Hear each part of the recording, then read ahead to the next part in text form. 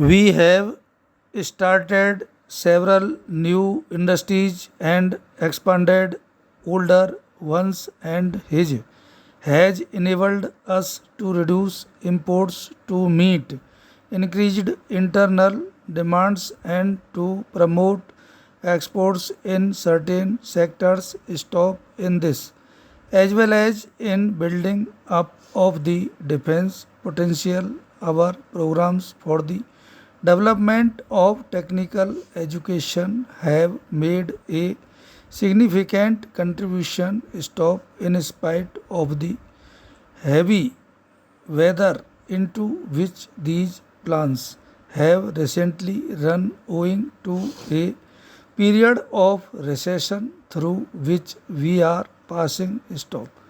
I regard them as one of the more successful areas of our educational planning. Stop. In the last 20 years, we have expanded most of the old engineering colleges because a bigger institution tends to be more economic and efficient, and also opened new engineering colleges. Stop para.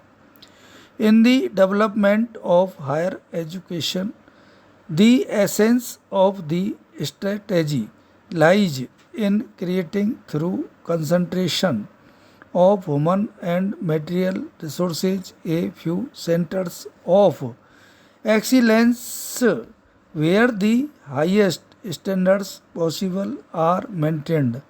Stop. These centers are then utilized for producing high quality teachers, textbooks, and other materials which in their turn help to extend the excellence generated in these institutions to others and ultimately to raise the standards of the system as a whole.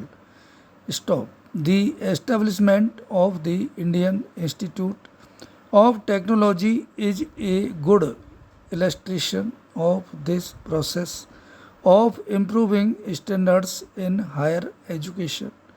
Stop. It has yielded good results so far, and if persisted on proper lines, it will eventually crown our efforts with success and help us to raise the standards of the entire system of technical education. Stop. I wish such programs could be developed in other sectors of higher education as well. Stop para. While I greatly appreciate these attempts at improving quality, we have to be on guard against two dangers.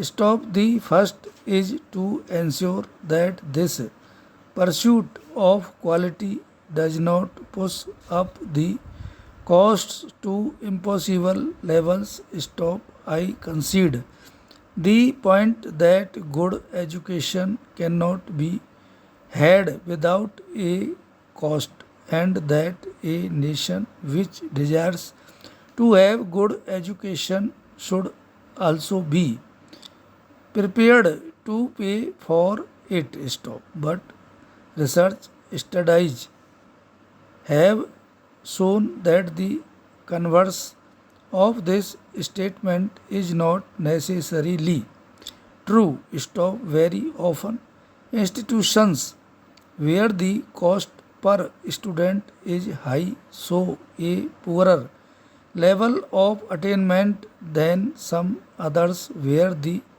cost per student is much lower. Stop.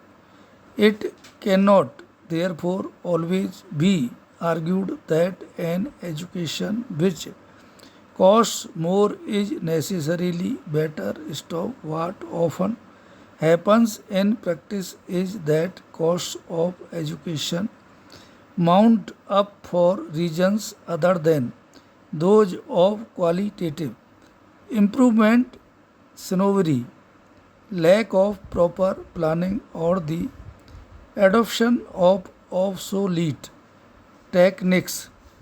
stop. Good scientific research, for instance, costs more money, but larger amounts can also be spent on providing marble floors to laboratories or on the purchase of costly equipment which is only occasionally utilized. Stop. We have to ensure that such causes of increase in costs are avoided and that costs per student are reduced to the minimum possible, consistent with the maintenance of the necessary standards. Stop.